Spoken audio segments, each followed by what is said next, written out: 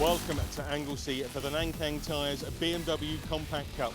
We've had a topsy-turvy season so far, and we're coming to the end of the championship where every point matters.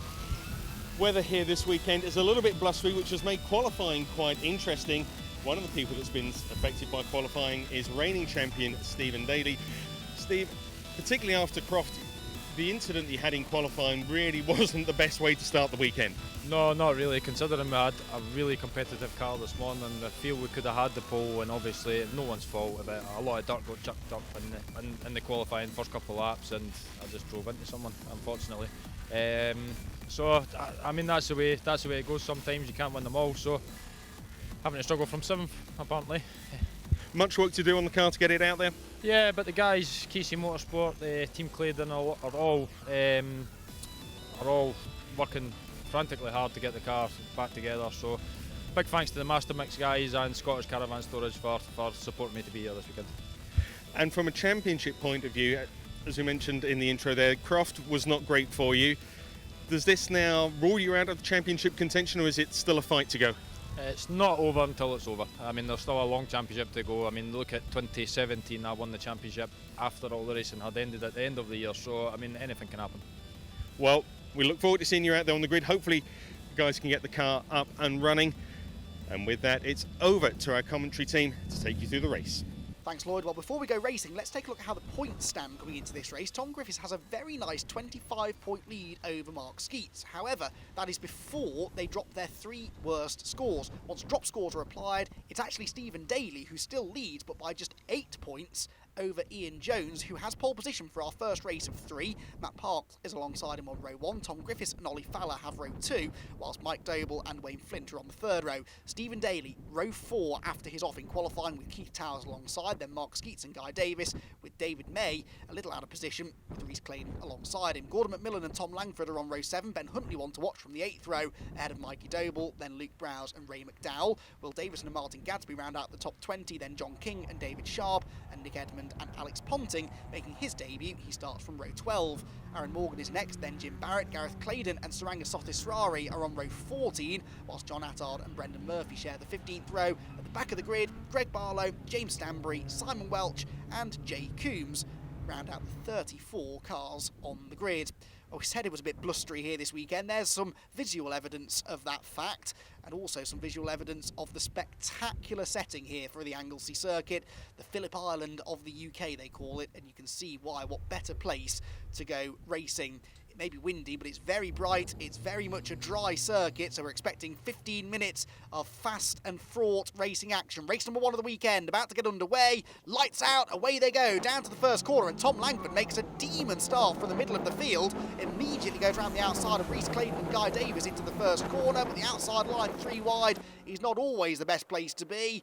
Just about keeps it on the island. I think, no, he's got 2 wheels on the dirt in the background. Meanwhile, Keith Towers and David May going into the banking side by side. David May has the Masters points lead by 5 points over Wayne Flint coming into this race, but David has qualified behind all of his main Masters Championship rivals, so we could see a turnaround there as well. Keith Towers here with David May around the outside of him, going through Church Corner. To the inside goes Gordon McMillan, and Towers loses 2 places, but McMillan and May make contact coming out of the corner. More contact is made, and Keith Towers almost can't believe his eyes there as he's able to drive straight back past the pair of them, and that's been really costly, particularly for David May as far as his Masters Championship points haul is concerned. Through Rocket they go then for the first time. This is always a hold your breath moment, a real pinch point on the Anglesey circuit. Guy Davis there around the outside of David May now, who continues to plummet down the order. Ben Huntley's gone through, so has Reese Claydon. And behind, there's Gordon McMillan, so he actually came out of that even worse than David May did. John King goes through. There is Alex Ponting making his debut. It's a new car as well this weekend, but we believe that it will be out there for the remaining couple of rounds, possibly with a couple of different drivers behind the wheel. Through goes Reese Claydon, Stephen Daly, excuse me, that is. Yes, 4th position then for Stephen, so he's gone from 7th to 4th already in the first 2/3 of a lap. On board with Tom Griffiths then, he is 3rd. It's Jones that leads the way, Parks 2nd, Griffiths 3rd, Daly 4th. A lock up there for Wayne Flint, who's going up the inside of Oliver Fowler for 5th place, but Wayne, crucially, is leading the Masters category. And if things finish as they are now, which granted they probably won't, but if they were to finish as they are now, that may be enough to give him the Masters Championship lead going into the second race of the weekend. Jones, though, has the race lead, with Parks going after him in second position. Matt Parks still winless in 2019. He's been on the podium twice, but yet to be on the top step of it. Tom Griffiths behind him has, though. He had that race victory, remember, back at Snetterton a couple of months ago. And he looks every bit as quick as the leading two at the moment. They go through target, onto the brakes, into the banking. Closes right in, but Stephen Daly not far behind. And do you think he's trying? I think he might be. Completely sideways there as he turned into the banking. On board with Aaron Morgan now, who, as always seems to be the case, is right in the thick of it. Jim Barrett in front of him, then John King as well. Luke Browse is also a part of this little dice that's going on outside of the top 20, but still very, very close racing indeed, as it is at the front of the field, where Tom Griffiths is attacking for second place, goes to the inside of Matt Parks, up towards the Rocket Complex, and actually has the move made before they hit the brakes, really. There is a very, very strong headwind up that back straight, and that is exaggerating the already fairly strong slipstream effect that these cars produce. And that was a perfect example of how to use that slipstream to simply drive around the outside of somebody. So Griffiths into second place now, Parks down to third, and Stephen Daly chomping at the bit to try and get onto the podium here if he can. If you'd have told him a couple of hours ago that by the end of lap number 2 he'd be right on the tail of the podium runners in race 1, he'd have probably laughed in your face. But Stephen, in fairness, actually never does give up, and he had full confidence in the KC Motorsport squad, and as well he might have done, because they've got the car out there. It's not necessarily the prettiest car on the grid anymore, but it seems to be going fairly quickly. And there's only one race today. The other two races of the weekend are tomorrow, so they'll have overnight to fettle it further and get it back to its optimum performance level. But right now, it's good enough to be running in 4th place and seems to be as quick as the cars around it at the moment. So Stephen Daly then in 4th position, but Ian Jones only 8 points behind him going into this race. So if Daly were to finish in 4th, that might be enough for Jones to take the points lead away. If Daly can get 3rd, though, he should hang on to the championship lead by 2 or 3 points. So it's going to be very, very close indeed, regardless of what happens, it would seem, going into the second day of this meeting. Tom Langford got every view covered from Tom's car. Mikey Doble, that is, behind us, who has been out-qualified by his father fairly significantly this weekend, actually. It's Mike Doble by far the quicker of the two here at Anglesey, despite the fact that Mikey is actually 6th in the championship once drop scores are taken into account. He's actually even higher than that on total scores. So Mikey Doble, not necessarily an outright championship contender, but he's on for a top 5 in the points maybe. Can't really afford to have too many bad results this weekend though. Back to the 5 for 3rd, where Stephen Daly is attacking Matt Parks, goes to the outside into Rocket, locks up the brakes and go right round the outside. That might work. No, Matt Parks is having absolutely none of it. If you go round the outside through the left-hander, you get yourself a ticket to the inside into the right-hander, but Stephen Daly just couldn't quite hang on there. Matt Parks did just enough to fend him off on that occasion. Matt under immense pressure here from Stephen Daly, and it's just allowing Tom Griffiths to pull away slightly in front. But actually Ian Jones is getting away from all of them. Ian Jones looks really, really quick here out in front of the field. Stephen Daly's on the grass coming out of the left-hander at the top of the corkscrew. We're on the full Grand Prix circuit this weekend though. Such is the oversubscribed grid this weekend for the Compact Cup. They're the only championship racing here this weekend, actually, who are on the full circuit because there are so many of them. Tom Langford seems to be surrounded by most of the field here going into the hairpin. That's Mikey Doble looking to the inside going into the hairpin. Langford on the outside line. Now will Doble leaving room on the exit? No is the answer. And Tom Langford not particularly pleased with that robust driving there. Now needs to find his way back on the track. Bounces back on the road. That won't have done his suspension much good or his temper either, as he bounces his way back on, having lost 4 or 5 positions out of all of that. But Mikey Doble chose not to leave him room on the exit of the corner. Tom Langford possibly would have done the same had the roles been reversed, but he will argue, of course, that he would have left him room. Either way, Langford does rejoin, but having lost further ground, so he's going to be one to watch now through the rest of the race, trying to regain that ground. There is David May then, the Masters Championship leader, by 5 points over Wayne Flint coming into this race. Keith Towers ahead of him is only actually 12 points off the championship lead, and he's 4th. The top 4 drivers in the Masters contingent separated by just over 10 points. It is extremely close. But right now, David May not having the best of weekends, so his championship lead could be under threat here from Wayne Flint, who, in contrast, is having a really good race. He looks set for the Masters victory if things finish as they are now. There goes Mark Skeets, who's also a part of that battle. He's third place in the Masters Championship, just 6 points behind David May. And it has been all about those four, really, in the Masters Championship all year long. David May, Wayne Flint, Mark Skeets and Keith Towers. Keith Towers here under pressure now from David May as they turn into Peel Corner. And he runs a bit wide again. David gets to the outside now, down to the left-hander, but it is a left-hander next. That will favour Keith Towers. David May, if he's really brave, might decide to go right round the outside, which is exactly what he's trying to do. And David May, who has a history of some bold moves that we've seen already this season. And David, I think, might just have made that stick because he should have the inside line when we get down to the hairpin. David, remember, 3 times this year has been on the outright podium, so he's had a really, really strong season so far, has David. Tom Langford, who's angrily working his way up through the gears into the hairpin, back down them again now through this, the slowest corner on the track. David Sharp and Ray McDowell, I think, are the 2 cars in front of us. 75 car then, trying to work its way back through, but the trouble with this championship is when you lose track position like that, it's so hard to get back because the cars and drivers these days are also evenly matched. You're not going to simply drive past people with ease. You're going to have to really work for every position, be it first position or 21st position, it would seem. With Stephen Daly now then, who's continuing to harass Matt Parks. Tom Griffiths, meanwhile, is a little bit closer to Ian Jones than he's been for a couple of laps, and Jones is sideways through Church Corner, so Griffiths will try and sit in the slipstream now up the school straight, which as you can see is anything but straight. It's got these 2 distinct right-hand kinks in them, which are easily flat, but as soon as you start running side by side up there, it does get a bit tight.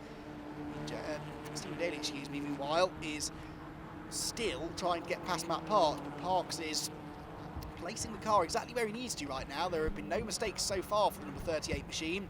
Stephen Daly, frustratedly, is still staring at the back bumper of Matt's car. Just can't quite prise that door open, and he won't want to resort to contact or anything like that if he can help it. Tom Langford, meanwhile, sees David Sharp go past Ray McDowell in front of him and thinks this is my opportunity to get up the inside as well, but there's more contact, he keeps his foot in it. He's still up the inside. Ray McDowell didn't really appreciate that, moves over to cover into Peel Corner, but Langford is still there on the inside line, and Ray McDowell leaves him room this time through the right-hander.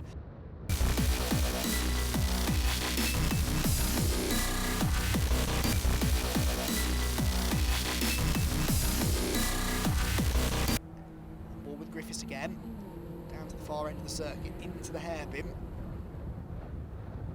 Hard on the brakes through the right hand, sorry, bit of a lock up there for Griffiths. Daly, third position. Is he going to get there in time? I don't think he is, but he'll be very, very happy with the podium finish after, as I said, how qualifying went. That car was very badly damaged to the point that we were even questioning whether or not he was going to get out there for the first of the races this weekend. He did get out there, and it looks as though he will finish third to retain his championship lead. Ian Jones, though, comes across the start-finish line to now see the last lap board. And so one more lap of the 2.1 mile Anglesey Grand Prix circuit to go. Can Tom Griffiths get within striking distance here of Ian Jones on the final lap? So far, all the evidence would suggest that the answer to that question is going to be no, but that mistake there from Ian Jones will give Tom Griffiths some hope. Just a little bit wide on the exit of the banking. Carry a lot of speed into there, or more than you'd think anyway, because it is a quite steeply banked corner, but not that much clearly, because Jones did wash out a bit wide on the exit. Griffiths now tries to capture the toe, use that headwind to his advantage. He's closing in slightly here, isn't he? Jones is going to have to watch his mirrors over the final half a lap here, but I would imagine he's got this all under control. You never quite know with Ian Jones, though. Having things under control isn't really his style. He's a very, very exciting driver to watch, is Ian Jones. He's been involved in some of the most exciting races in the history of the championship. I'll never forget that final couple of races at Donington Park last year, the duel that he had with Stephen Daly. Even though Stephen had already wrapped up the title, Ian was determined to get one over on him, and they continued racing after the checkered flag. They hadn't even seen the checkered flag, so embroiled in their battle were they.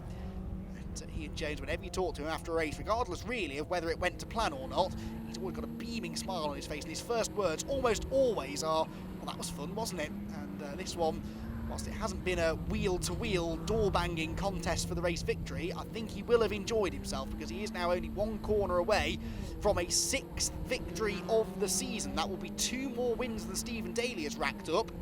It will be his 7th podium of the season as well. He had one less podium than Stephen Daly coming into this race. That, of course, will stay the same because Stephen is in 3rd place. But Ian Jones gets himself within a few points now of the championship lead with a victory in race number 1 for the Nankang Tyres BMW Compact Cup here at Anglesey. 2nd for Tom Griffiths and 3rd for Stephen Daly, remarkably. What's Tom Langford getting up to meanwhile on the final lap? He's got David Sharp in his sights still. He's been stuck behind David for about 10 minutes or so now, hasn't been able to get through. Looks to the inside down to the final corner, goes to the outside instead. Send it on the brakes, I'm sure, as late as he dares, pulls alongside David Sharp. He won't go right round the outside on that off-camber final corner.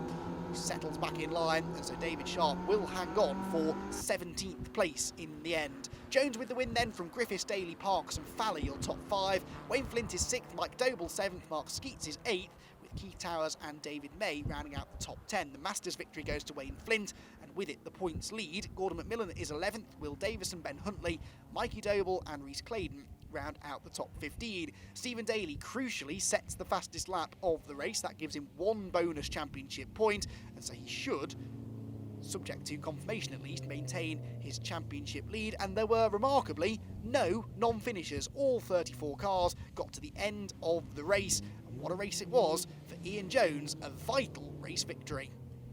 Ian, well done on your victory. Before the race we were speaking to Tom and he seemed to think that you were just going to walk away with it, but that wasn't the case. There was a lot of pressure right from the go. Yeah, I mean, when you walk away from with a race, it's sort of almost boring. But he kept the pressure on. He really did. Towards the end, he started to come back at me.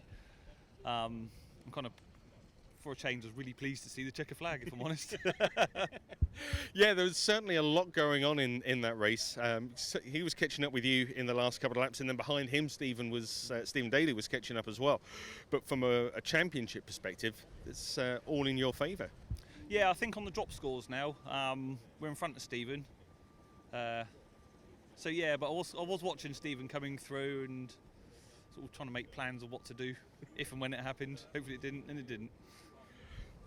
Weather for tomorrow might be a little bit different. Is there much you're going to do to the car overnight, or just leave it as it is? It's in the sweet spot.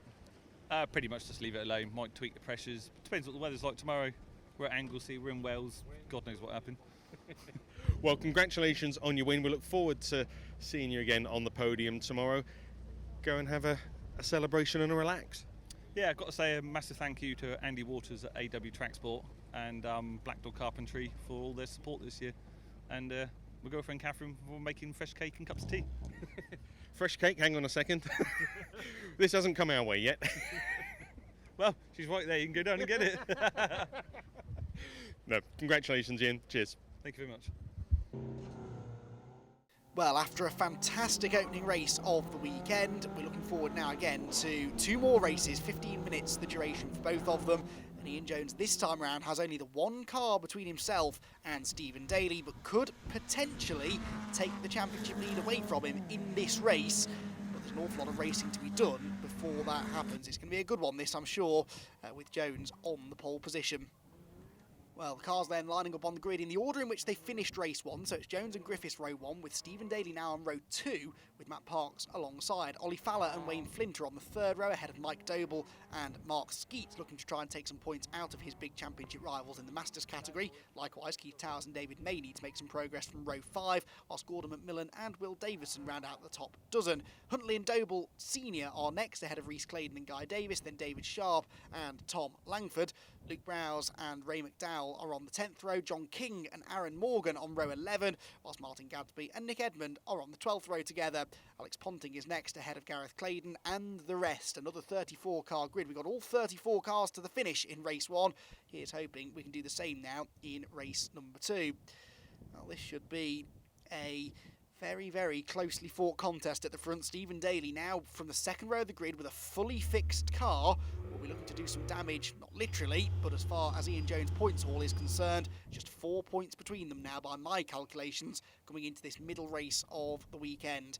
Watching the red lights then, it's going to be Jones on pole with Griffiths alongside, who gets the whole shot into turn number 1. Keep an eye on Daly as well from the outside of row number 2, but he hasn't had a great start, has Daly. Matt Parks, look, gets to the first corner in front of him and then immediately gets to the inside of Tom Griffiths as well. So Jones leads the way, but it's side by side for second, and Wayne Flint now comes around the outside of Stephen Daly as well. So actually, Daly is back now to about 5th place as they go into the banking for the first time. That wasn't in the script at all. Through the hairpin they go. Reese Claydon there on the wide line, all cleanly through so far though. A couple of them kicking up the dirt. On board with Daly then, Flint and Parks side by side in front of us, which means that Griffiths has seen off Matt Parks' attempt to get second place away from him, but Stephen Daly's got to run on both of them. Look, a much quicker exit from Church Corner as they were running side by side has allowed Daly to make it 3 wide. He's passed both of them before they even get to the Rocket Complex. Stephen Daly then back into 3rd place, but he's already had to fight a little bit harder than he'd have liked to. Matt Parks locking up there on the inside line, just about gets the car stopped, but Wayne Flint will go 4th then and is still therefore the leader in the Masters category, but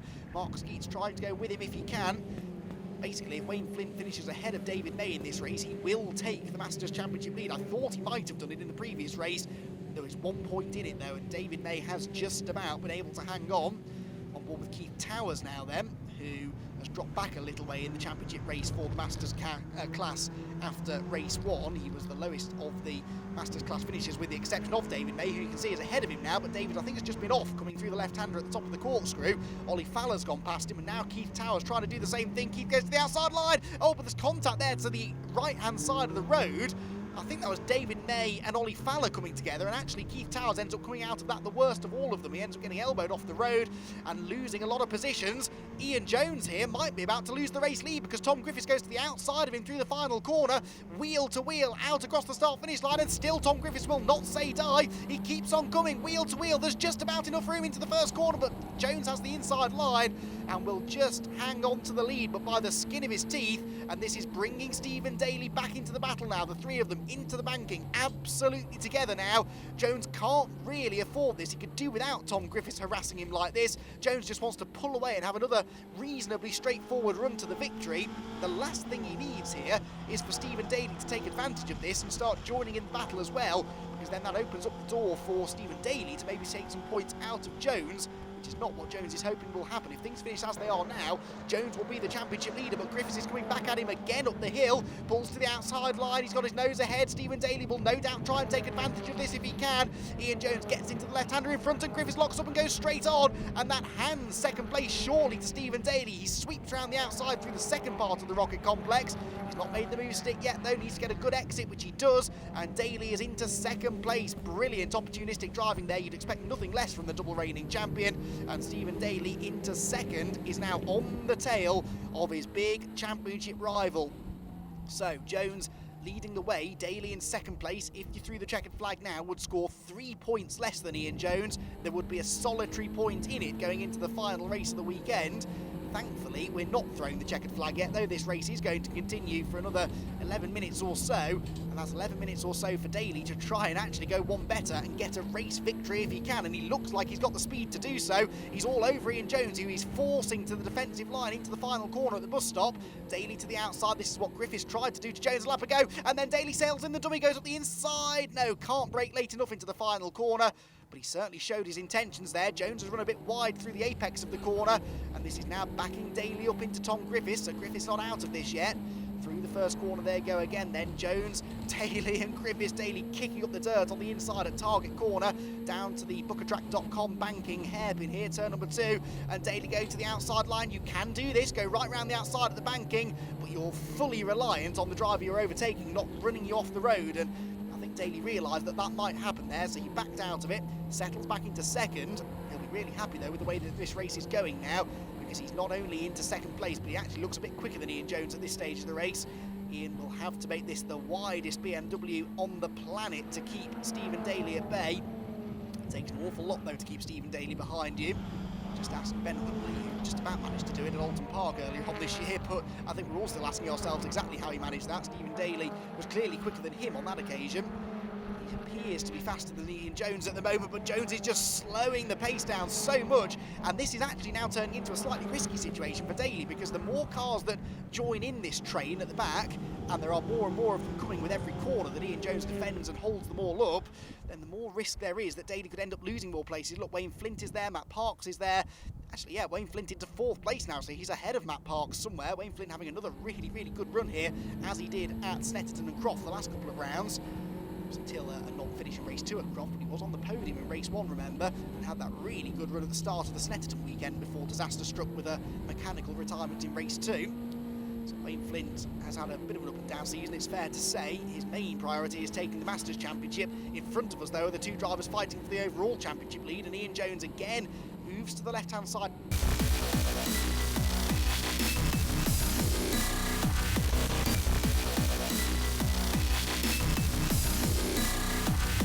His third place in the championship more and more secure. The leaders then go through onto the final lap. We're on board with Keith Towers. Guess who's behind him? Still David May in the 93 car. They go past, I think that's Simon Welch staying well out of the way, going a lap down. But that battle between Towers and May has been fascinating over both of the first 2 races this weekend. Stephen Daly, though, what a story this is. His bad weekend actually began before they even got here at Anglesey. Unfortunately, whilst he was travelling down here ahead of the event, he had some very bad news that his grandmother had passed away and he wasn't there, and he was, I'm sure that was playing on his mind as we came into the weekend. Then he had the off in qualifying, and it looked as though he may as well have not bothered coming down to Anglesey, but here he is now, podium in race 1. He's now only half a lap away from a potential race victory in race 2, and we will use the word potential because this is certainly not over yet. He's not under any pressure, but the way that Stephen Daly's season has gone of late, he won't be counting any chickens or indeed any championship points until he's safely seen the checkered flag after the race is done. The KC Motorsport squad played their own part in this victory as well in getting the car ready for the race, and clearly back to its absolute best now performance-wise. David May having one last go at getting past Keith Towers here, but just not yet been able to do it. And of course, every time he pokes his nose out of line, Will Davison tries to occupy the space that David was occupying, and again, you can see David runs a bit wide there, trying to get the better exit from the left-hander, but it means that Will Davison sees a chance to get alongside. They run down the Tom Price straight into the hairpin, defensive lines being taken by all of them. No need for defensive lines, though, for Stephen Daly, who turns through the final corner, and he is going to come through then to take his 5th race victory of the year, and possibly the most important one. What a week it's been for Daly, and he takes the victory here at Anglesey in race 2. Second place goes the way of Ian Jones, and third for Tom Griffiths, with Matt Parks and Wayne Flint rounding out the top 5. Flint, another Masters victory. Fowler, McMillan, Huntley, Towers and May round out the top 10, with Will Davison and Rhys Claydon just outside of it. Mikey Doble is 13th, Tom Langford 14th, and Luke Browse into the top 15. Then David Sharp, Ray McDowell, John King, Aaron Morgan and Martin Gadsby to round out the top 20. Stephen Daly again got himself the fastest lap, so a maximum 51 points from that race will go very, very nicely towards his championship total. 3 non-finishers, Mike Doble, Mark Skeets and Guy Davis failed to make the finish, but it was a brilliant drive from Stephen Daly. Steve, congratulations on your win and a great comeback as well, because I think you were down to about 4th or 5th at one point. Yeah, I dropped back a bit at the start. It wasn't the best to start. I was on the inside, so first corner's a left-hander, which suits me, but then you've got a massive right-hand corner, so everybody just dives up your inside, really. So managed to pick most of the guys off relatively quickly, and then it was just a case of chasing down Ian Jones and Tom Griffiths.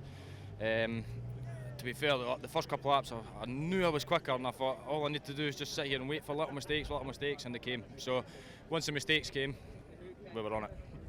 So putting a bit of pressure on the guys in front and keeping you cool certainly has been a tough weekend. Put you back in contention for the championship. Reverse grid for the last race. Still a lot to play for. Still a lot to play for. Obviously, Ian's pushing me very hard this year, so is Tom, so is Matt Parks, to be fair. Everybody's quick enough to be champion of this series, you know what I mean? So just to be back up here after a horrible couple of rounds, I've got to be happy with that. Well, congratulations, Steve. We look forward to seeing you in race 3. Thank you very much. Big thanks to the Master Mix Concrete team this weekend. If it wasn't for them and KC Motorsport, the car wouldn't be out there. Wayne, congratulations on your Masters victory today. Some tough racing out there. Conditions aren't ideal, really, are they? It's not too bad. It's a little bit better than practice on Friday, where it was pouring down, so we didn't really get a good setup or nothing like that, so we've had to come out and wing it, but quite happy with that. Yeah, it's good. And it really puts you in contention now for the Masters Championship. Very close there at the top, isn't it? We're getting a bit more consistent, and I think that's what we need this year, so if it stays like that, then all looking good. I think it's tied now at the top.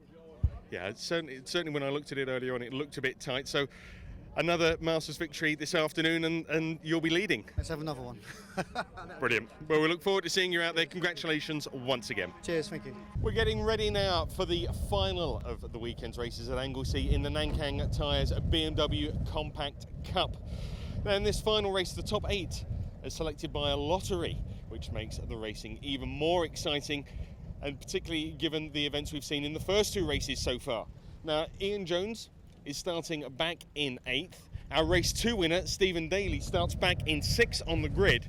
But pole position man, Matt Parks, is going to be the one to watch, because Matt is potentially someone who could win the race. Matt, you're in a really good shot here for taking the win. Yeah, it's going to be a bit difficult, I think, but we just got to try and keep our nose clean. There's a few guys between myself and Stephen and Ian, so hopefully they can create a bit of a roadblock for me. Yeah, you've got Ben Huntley right behind you as well, another guy who's pretty quick. Going to be an interesting couple of first corners. Yeah, Ben can be quite feisty, good clean racer, so that's going to be a difficult task at the start, but I'm sure we can deal with that. Okay, well, Matt, we wish you the best of luck out there, and hopefully we'll be speaking to you afterwards. So there we go. It's going to be an interesting first couple of corners. With that, it's over to Andy to take you through the race action. Yeah, thanks, Lloyd. So the top 8 then, randomly drawn for the grid for race 2. It's Parks that gets the pole with Huntley alongside. Gordon McMillan is 3rd with Tom Griffiths 4th. Then Ollie Fowler and Stephen Daly crucially ahead of Ian Jones, who is 8th on the grid, alongside Wayne Flint on row 4. From the 5th row on back, it's how they finished race 2. So Towers and May, then Davison and Claydon, with Mikey Doble and Tom Langford on row 7. Row 8 for Luke Browse and David Sharp. Row 9 for Ray McDowell and John King. And rounding out the top 20 this time, Aaron Morgan and Martin Gadsby. Alex Ponting's been in the thick of the action on his debut. He's on row 11 with Nick Edmond, then Gareth Claydon and Saranga Sothisrari. Brendan Murphy and Jim Barrett are next, then Greg Barlow and Jay Coombs, whilst James Stanbury and John Attard share the 15th row. Simon Welch is towards the back. Then are 3 retirements from race 2, Mike Doble, Mark Skeets and Guy Davis coming from the rear. So this should be fun. Jones behind Daly on the grid, and of course the championship margin's gone back out again now after Daly's victory in the previous race. What will happen in race 3? Let's find out. Away we go. Who makes the best start from the front row of the grid? Keep an eye to Daly as well. We're on board with him now as he dives to the left-hand side of the road to get up the inside of Tom Griffiths. And this is for 4th position already. So Daly with a good start here from 6th on the grid. Griffiths tries to hang tough around the outside, ends up on the grass though. And Daly just goes around the outside of everybody into the banking. He's level 2nd now as they turn into the right-hander. The trouble is he's going to be on the outside line for the right-hander at Church, which is not the ideal place to be. We go Saranga Sothisrari there in the red car in the middle of it all towards the back of the field. On board with Tom Griffiths then, around the outside of Gordon McMillan through Church Corner. I'm going to get elbowed onto the grass. That will lose momentum out onto the straight. And up the inside is coming now Wayne Flint, who is once again at the head of the Masters field in this race. So Parks leads the way. Huntley in 2nd place, but 3rd place already for Stephen Daly. Lots of locking up there. Keith Towers into the back of Ollie Fowler. Wayne Flint gets elbowed out wide by Ian Jones. They're 3 abreast. That won't work. Fowler's on the grass again there. It's all very touchy-feely through the far end of the circuit as it's already a physical start to race 3. David May on the outside there of Tom Griffiths and Ollie Fowler. That won't work. Oh, there's contact between Tom Griffiths and David May, who goes around, and Keith Towers has to go off as well. This will have ramifications in the Masters Championship, no doubt about it. David May, who was leading the Masters Championship, arriving here this weekend. He'd already lost the points lead to Flint in the previous race, and now he's pointing the wrong way and surely dropping right to the back of the field.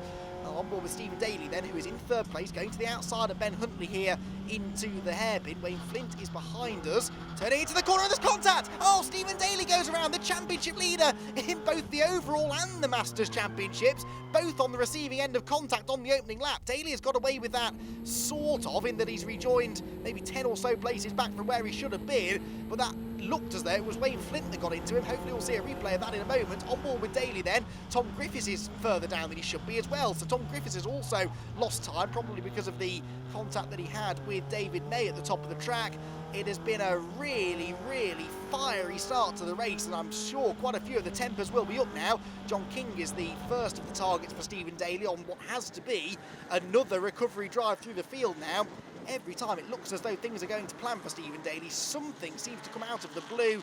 to throw a real spanner in the works, and well, he was ahead of Ian Jones, he was in a podium place, he was looking good to challenge for another race victory, and now it is a case of survival and just trying to salvage what he can from this one. There's a bit of damage to the back of the car, but the car seems more or less okay. He's had a good run out of Church Corner, draws alongside John King, and Tom Griffiths, I'm sure, will be latching himself onto the rear bumper of Daly's car now to try and follow him through the order if he can. Daly super late on the brakes into Rocket, goes up the inside of David May now as well. And I don't actually think that Griffiths was close enough to take advantage of that. Now to the outside of Luke Browse through the second part of Rocket. Stephen Daly running rings around some of these midfield runners, but you'd sort of expect that from the championship leader. Late on the brakes into Peel, and most of these drivers know that it's not really worth racing Stephen Daly. He's going to be quicker than them. You may as well just let him go. Tom Griffiths, though, is not receiving quite the same sort of treatment. He's still struggling to get past David Sharp, so already 2 cars between the two of them, and they were nose to tail about 30 seconds ago.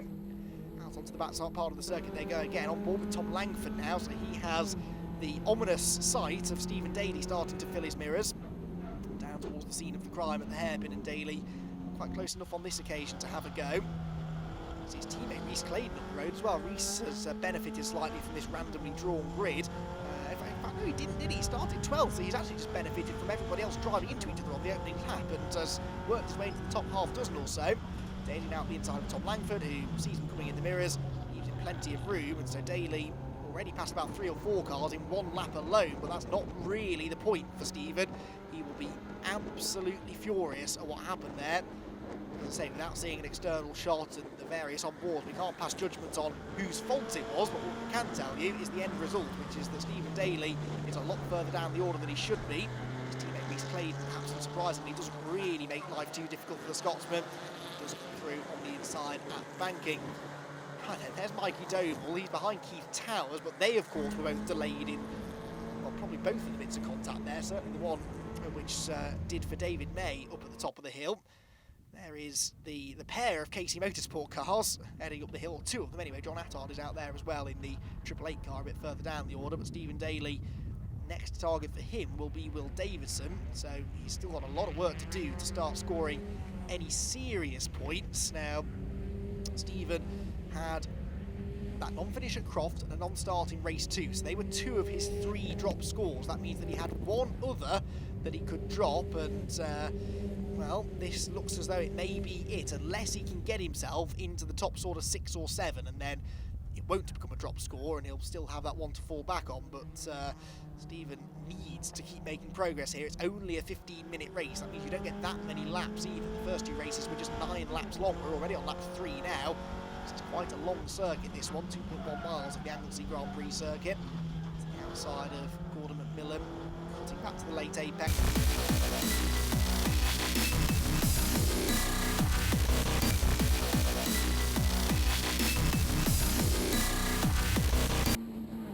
And now Wayne Flint, the next victim. And Wayne's car doesn't look all that happy at the moment. I think that damage to the front left corner may be affecting the performance of that car slightly. Inside he goes, and yeah, nice move, fairly easy move in the end into the final corner. So a breathless first half of this race then, and Stephen Daly and Tom Griffiths on these fight back through the field, but at the front it's still Matt Parks leading the way, still looking for his first victory of the year, remember. It's been a bit of a drought this for Matt Parks. He only had 2 podium finishes as well coming into this weekend. A pair of 4th place finishes in the first 2 races at Anglesey. Really a championship contender anymore particularly, so he can just sort of focus on getting race wins and the best results possible. And with Langford now through Church Corner, Davison in front of us. We've had some very entertaining on-board shots from Tom Langford so far this weekend. Fowler and Gordon McMillan have also had their fair share of action, and Fowler trying to go around the outside there of McMillan into the Rocket Complex. They're being caught hand over fist by Stephen Daly now, so I don't think it'll be long before Daly is able to catch and presumably overhaul those 2 with relative ease. The further up the order he gets, the harder the overtakes will become, of course, because he starts coming up against some of the quicker drivers in the championship. Well, Davidson's definitely a name for the future, I think, isn't he, in his debut season of Compact Cup racing. Very, very rapid driver is Will, and has had flashes of pace this weekend and indeed this season throughout, so I think if he sticks around for another year next year, he could be a championship contender as well, or certainly a top 5 runner. Daly then. You can see the cars in front. Parks leading the way then. Jones is second. Third place for Ben Huntley. The fight for fourth is the one we're watching here then between Gordon McMillan and Oliver Fowler, which means that sixth place at the moment belongs to Stephen Daly, the left-hander at the bus stop. If he can get past these two and get a fourth place finish, I think he'll be very, very happy with that indeed. But he will not be ecstatic about it, because really this is a race that he will feel he could have won, certainly been on the podium. It's not been meant to be, has it, for Stephen Daly this weekend. Millen defending this fourth place for all he's worth to try and keep Oliver Fowler behind him. Fowler right round the outside through the banking, and that's Daly's chance. Look at the extra speed that Stephen has taken off the corner. He won't attack into Church and focus instead on carrying as much speed off this daunting right-hander as he can. Wait for him to pull out of the slipstream at the last possible moment. Which way does Fowler go? He goes to the right, so Daly will go to the left, but Fowler is actually attacking Gordon McMillan as well here. Can Daly pick them both off in one go? That's probably not the sensible approach. He'll try and follow Fowler through on the outside line. Oliver Fowler then goes into fourth place. No, he doesn't. There's contact. McMillan on Stephen Daly. Well, how? He's had some bad luck this weekend, Stephen Daly, but that was some really good fortune. McMillan and Fowler banging into each other, and they both ran out wide and opened the door wide open for Stephen Daly. They're still going at it as well, and Fowler, well, now that was a bit unnecessary really. McMillan goes round, he tags the side of Griffiths' car as he goes through as well, and Gordon McMillan will have some opinions on that, I think. Ollie Fowler, I don't think appreciated what had happened at the previous couple of corners and was not going to let McMillan through. It's done damage to Griffiths' car as well. Look, the rear left corner has now got bodywork rubbing on the tyre. How far away Stephen Daly's gone from them as a result of all of that, but that all could have been avoided, I think. Fowler, though, has held on to his position against Tom Griffiths, and let's not lose sight of the performance that Griffiths has put in here as well, because remember, he and Daly were both way down the order after lap one. Here's a replay of how that all unfolded then. The Daly eye view going up the hill. Fowler goes to the right, and Daly initially thinks, right, well, I'll go with you then, because you've got the momentum. Goes to the outside line, but Fowler has the move made, but then McMillan just sails into the corner, can't stop, bang into the side of Fowler, and Daly says, thank you very much, I'll just have those two positions, and into fourth place he goes. Griffiths and Fowler continuing to do battle now as they go into the banking. Griffiths runs a bit wide, closes the door though. That's brave, given the fact that Ollie Fowler has already proven that he's not afraid to keep the nose stuck in where it's not wanted. Now, Stephen Daly might just have time here to get one more position. He's in fourth place at the moment. The top three cars, as you can see, there are pretty big gaps between them all, so I don't think he'll get any better than third, but I do think that third is doable because he's closing in on Ben Huntley, who's just been strangely struggling for pace all weekend long, really. And Stephen Daly, if he can catch him, probably won't have too hard a time getting past him. With all respect to Ben, on his day, as we've seen, he's more than capable of keeping Stephen Daly at bay, but this weekend, for whatever reason, Ben has been struggling. That's all the more reason, I suppose, to fight tooth and nail for a podium finish. So Stephen, regardless, needs to catch him first, but he seems to have the pace to do that. Griffiths and Fowler still scrapping over fifth place as they head down the hill, and then Will Davison, Wayne Flint, Rhys Claydon and Tom Langford. Good to see Tom Langford up towards the sharp end as well, and inside the top 10 at the moment. Stephen Daly, though, he is with Ben Huntley now, and look how much later he was on the brakes into the hairpin. Stephen Daly is driving like a man possessed. That red mist has fully descended now, I think, and Ben Huntley might do well to just jump out of the way here, because otherwise Stephen Daly's probably in the right frame of mind to move him out of the way. Goes to the outside into the final corner. That's unlikely to work, but he might try and get the switch back on the exit of the corner, but it's so difficult because that's quite steeply off camera, as you can see from the onboard there, so it's difficult sometimes to turn in tight on the exit. He's going to do this though. He's got 2.1 miles left in which to find a way past the Alton Park race winner. He gets a good run out of target, goes to the outside into the banking. Stephen Daly was the man that Ben Huntley spectacularly fended off to win that race at Alton earlier on this year. This time around it's just for third place, but Stephen Daly is possibly even more determined to get through, and he's on the inside line into Church Corner, and he is going to go into third position. What a race this has been from Stephen Daly. He'll be mightily frustrated with the way that it started, but you can't argue with his drive through the field. He's in third place, and Ian Jones is in second, which means that he will only score 2 more points than Stephen Daly. In fact, scrap that. He'll only score 1 more point than Stephen Daly because Stephen has set the fastest lap again in this race, just as he did in the first 2 races of the weekend. Realistically then, you have to say he's been the fastest driver here this weekend.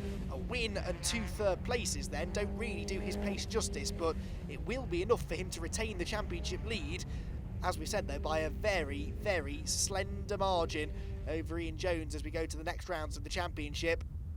What a run into the championship decider this is going to be though. Surely it's going down to the wire this year, which is exactly what we want to see. Truth be told, it's probably what Stephen Daly and Ian Jones want as well, but if you ask Stephen Daly that question right now, he might give you a slightly different answer.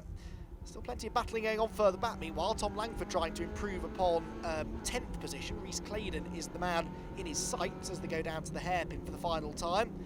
Locking up there in front is Will Davidson. He runs out right wide. Rhys Claydon thinks about getting up the inside, but Davidson should have the momentum off the corner to hang on.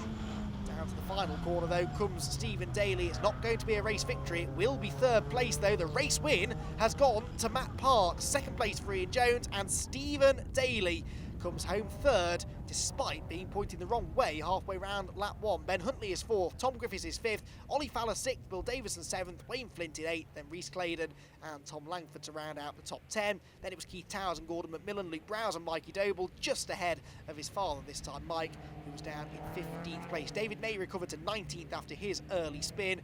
Quite a list of drivers that were further down than they should be, but only one non-finisher, which was John Attard after a mechanical failure. Stephen Daly takes the fastest lap, and it's Matt Parks who, almost unnoticed, takes his first victory of the year. A sublime drive and a well-deserved win there for Matt to move himself back in contention for 3rd place in the championship. Well, what a race that was then. Here is how the championship looks then without drop scores. It's Griffiths 33 points ahead of Jones, with Daly in 3rd, some 57 adrift. But as we've said, once 3 drop scores are taken into account, he's still just ahead. Matt, speaking to you before the race, we kind of said if you got away, it was going to be difficult for some of the others to catch up with you, and they were all having their own battles behind. You just went off in the distance. Couldn't have asked for a better start, could I? No, I think my aim was, look, we all try to plan starts, they never go to plan, but get off the line first, make sure that Ben's my buffer, and hope that he's a sort of roadblock for 5 minutes so I can get away, and I just made hay while I could. Yeah, there was a lot going on behind. Were you able to see much in your mirror, or were you just concentrating on your own thing and keeping the car on the track? Yeah, I tried to keep an eye on a few things, but as soon as I seen that pink splitter of Ian Jones's getting into 2nd place, that was I'm just trying to gauge the gap really and manage the gap, push when I have to push, but I couldn't really see what was going on behind.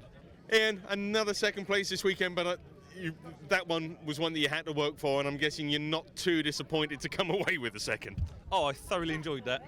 The first lap was a bit harem-scarem. It was just a case of let everyone bash into each other and drive around all the accidents. Matt was gone. So yes, good 2nd place, good points, good weekend. Congratulations on your podium. Worked really hard in that race, and you've come away from Anglesey with a better weekend than you had in Croft. Yeah, definitely better than Croft. I believe we're still right up there in the championship as well, so that's good. It's good to also be battling with you, and Ian's a good friend of mine, so it's good to have the heat on so early in the championship. A little bit of a shame about the spin, because you were making some good progress, but to come back from where you were, I think at one point you were down to about 11th or 12th, and to come back through to 3rd, that's some amazing driving. Yeah, well, it's never easy being taken out, but it also fuels a lot of fire when you actually get back on track. I didn't actually think I was going to finish the race, so when I'd done a few laps and think, right, okay, the car's not too bad, just started pumping the laps in and using other drivers' battles to benefit me. So when 2 cars were kind of fighting for it, just waiting for them to make the mistake, and then just thank you, that was it. So we'll take that all day long. Brilliant. Yeah, just that ability to read the race and read what's happening around you and use it to your advantage. Well, congratulations, Steve. Some good points for the championship. It does still keep you in contention, and we look forward to seeing you next time out. Thank you very much. Cheers.